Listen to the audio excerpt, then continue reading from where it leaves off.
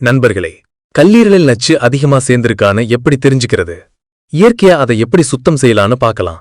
கல்லீரல் நச்சு அதிகரிச்சதோட அறிகுறிகள் என்ன? தொடர்ந்து களைப்பு, தோலில் மஞ்சள் நிறம், செரிமான பிரச்சனை, வயிற்று உப்புசம், தோல் அரிப்பு அல்லது மன அழுத்தம் இருந்தா உங்க கல்லீரல் உதவி கேக்குது.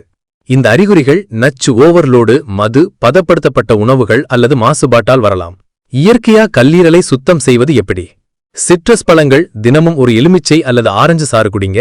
இதுல உள்ள வைட்டமின் சி ஆன்டி ஆக்சிடென்ட்கள் கல்லீரலை சுத்தப்படுத்துது. பச்சை இலை காய்கறிகள், கீரை, முட்டைக்கோஸ் சாப்பிடுங்க.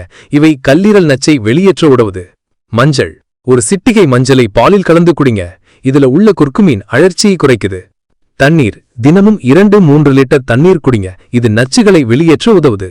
கூடுதல் டிப்ஸ்: மது, புகைப்பிடித்தல், பதப்படுத்தப்பட்ட உணவுகளை தவிருங்க. 30 நிமிஷ உடற்பயிற்சி செய்யுங்க.